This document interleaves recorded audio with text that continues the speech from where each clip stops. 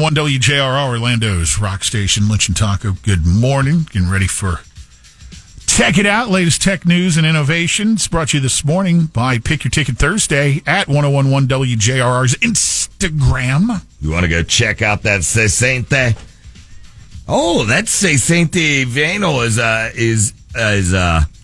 the Sesente Ve tour. You know what I'm talking about? I really don't. That's 25. That's 2025. I'm such a genius in Spanish. Primus, Pussifer, Perfect Circle. You can win those tickets. Tickets to Summer of Loud. Bunch of JRR shows. Just follow us on Instagram at 1011 WJRR. Get by there anytime today. You don't have to drop everything right now. It's no pressure. Yeah.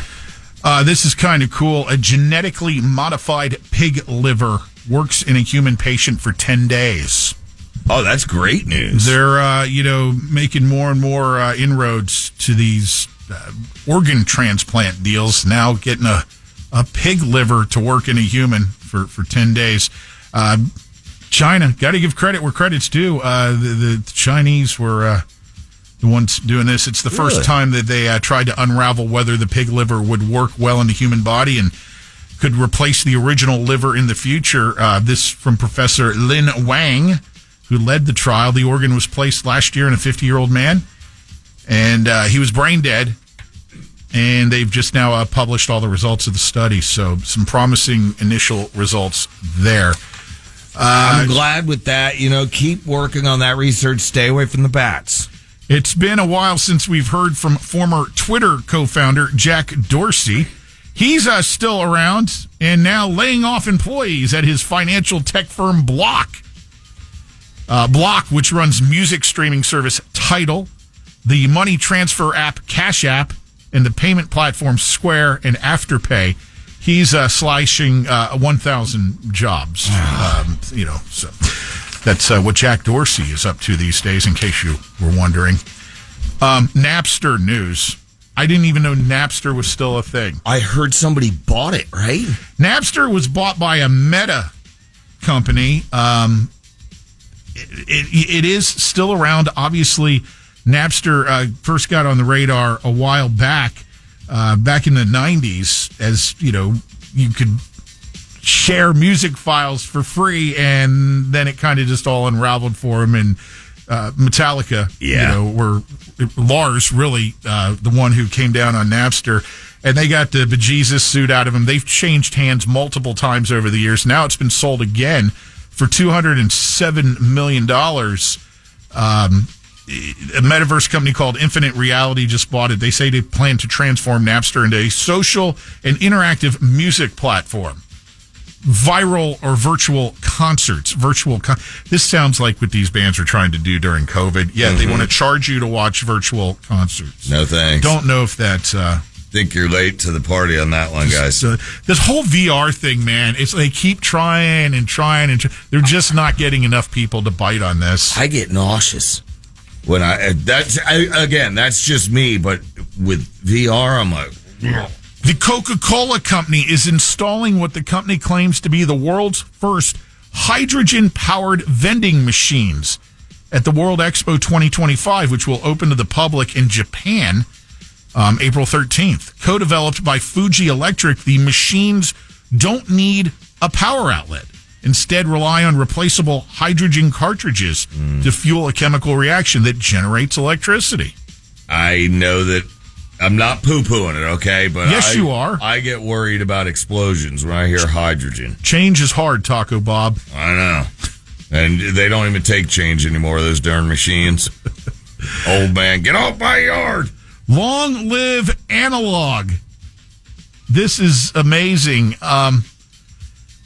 A rare and long-lost Beatles Decca Studios audition tape has been discovered at a record store called Neptune Records. This in Vancouver.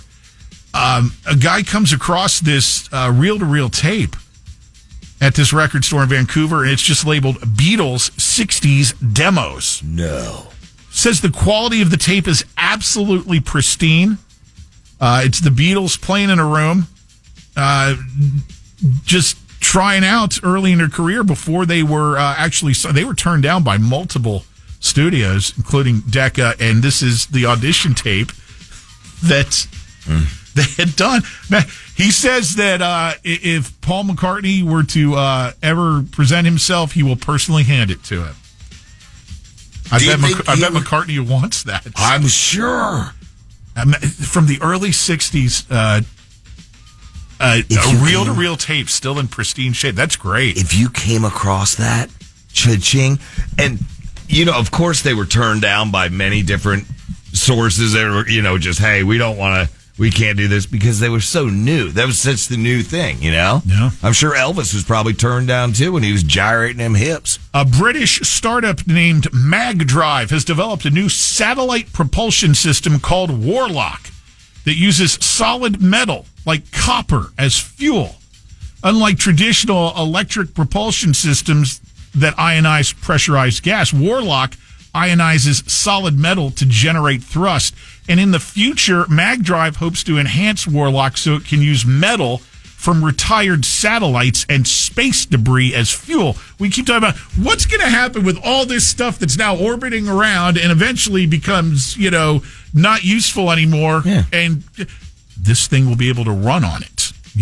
Hey, we're going to deorbit this thing and feed it in as fuel to the Warlock system. That one rocket or whatever it was that brought up the two cosmonauts. Yeah, let's use it. Two cosmonauts? Whatever they were. Astronauts. Sonny and Butch. Brought him back? Yeah. Okay. No, the one that they went up on that's a piece of trash. Starliner? Yeah, the Starliner. Make it into a new energy. Just feed it into this Warlock thing. Okay. Like that. That's a full helping. If you are a Samsung TV owner, you'll probably be happy to hear this news. If you have Netflix, Netflix will now be facilitating HDR10 plus streams.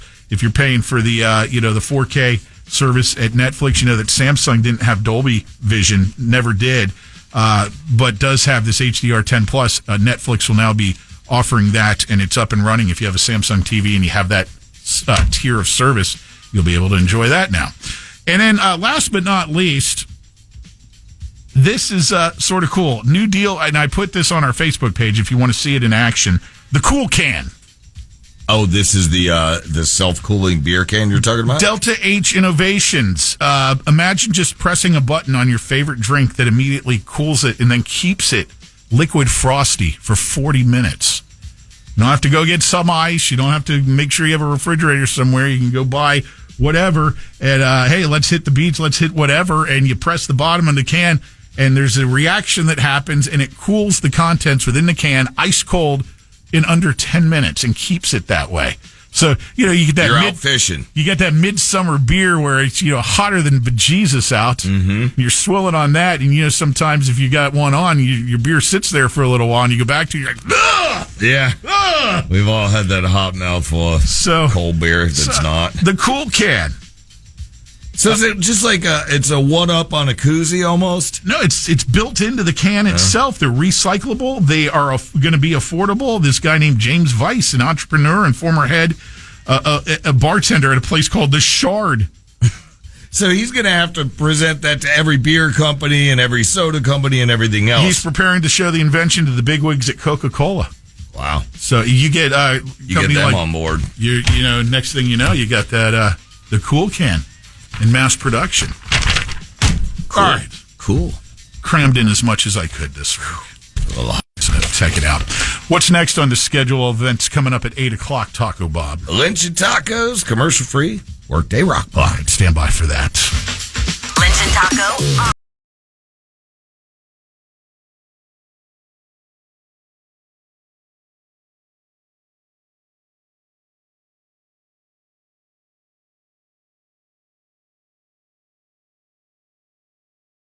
On demand. Download the iHeartRadio app.